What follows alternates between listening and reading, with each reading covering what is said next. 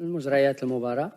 احنا كمجموعة هنايا في الوفد المغربي بعد هذا الأداء المشرف للشباب، نظن أنه من البديهي أننا نقدم تشكراتنا لصاحب الجلالة الملك حسن محمد السادس نصر الله على الدعم الكبير، لأنه صاحب الرؤية الرياضية الثاقبة وصاحب الرؤية في جميع المجالات.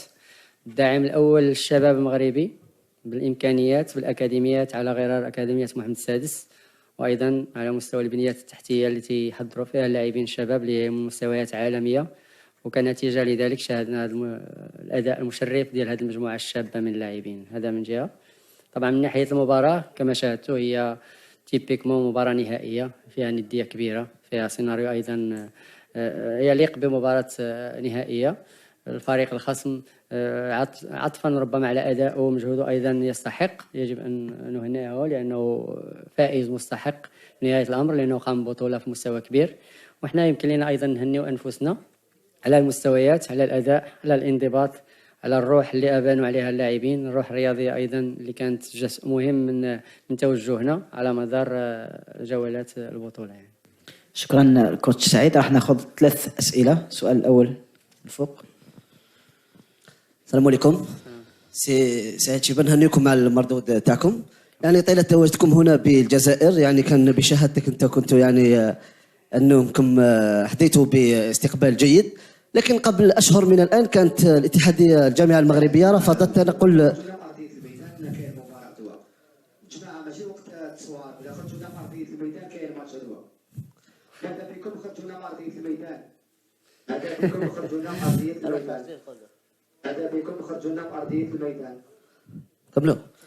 قبل هذا يعني شفنا الفريق المحلي المغربي كان حرم من المشاركه في الشان. اليوم بمشاركتكم اليوم ويعني ما لقيتوا حتى مشكل، تشوف بلي انه سقط من الجامعه المغربيه خلال الشان اللي كانت اثرت ربما على النظره تاع الجامعه حول مشاركتها والعلاقه مع الجامعه.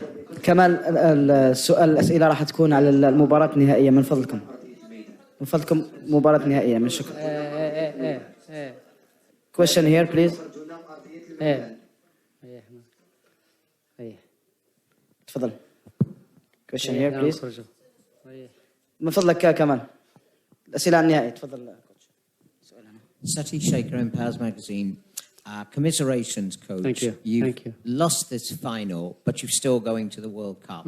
So what do you take out of this particular match and this tournament to take to the World Cup?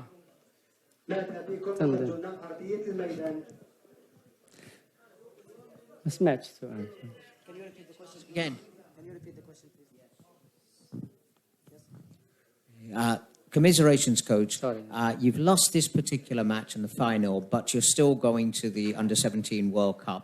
So what do you take out of the tournament as a whole and this particular match to the World Cup itself? طبعا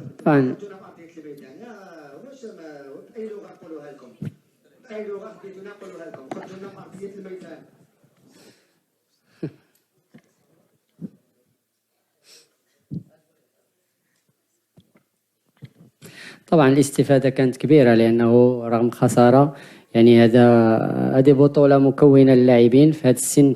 كان مهم أننا نلعبوا يعني الماكسيموم ديال المباريات، لعبنا كل المباريات وصلنا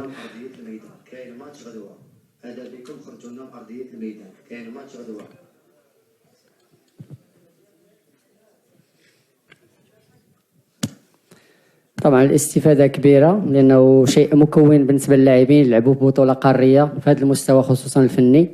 والمنتخبات شفتوا اللي وصلت للمربع منتخبات من قيمة كبيرة، الفوز عليها تيطلب يعني تحضير جيد، مستويات جيدة. تنظن أنه أحسن تحضير لكأس العالم هو أنهم يلعبوا هذا النوع من المباريات، أنهم يتعلموا أيضا من الخسارة لأنها جزء من اللعبة، جزء من تكوينهم، جزء من تكوين الشخصية ديال هاد اللاعبين الصغار. نتمنى أنه يعني من بعد فترة ديال الراحة نقوموا بعمل تقييمي للمشاركة ونستخلصوا ربما العبر باش ربما نصوبوا أو يعني نصوبوا أي اعوجاج كان في عملية التحضير، في عملية التعاون مع المباريات، ونمشيو لكأس العالم مسلحين أكثر من اللي جينا هنايا، ونكونوا ربما إن شاء الله ممثل يعني في المستوى القارة الإفريقية، بما أننا حضرنا بشرف تمثيل القارة الإفريقية، وهذا شرف كبير يعني. Last question here. السلام عليكم السلام كوتش. ياسين قالم تلفزيون أهلا الجزائر وسهلا. الدولي. اهلا بك.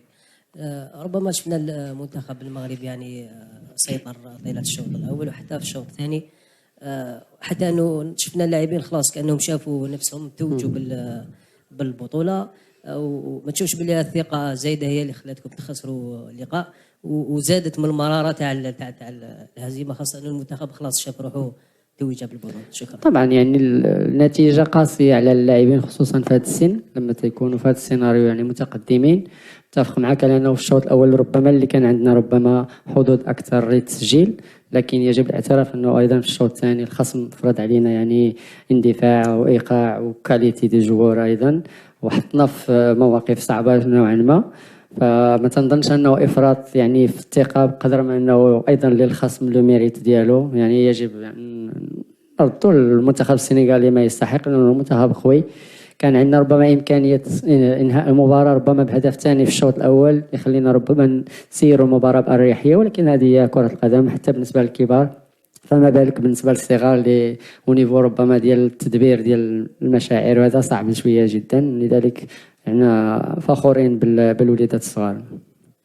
شكرا كوتش، ونتمنى التوفيق لمنتخبكم وليكم ان شاء الله. شكرا لكم على طوال البطوله، المعامله المحترمه. نتمنى اننا كنا في المستوى حتى في لقاءاتنا. وفي الأخير لا تنسوا الاشتراك في القناة ليصلكم كل جديد.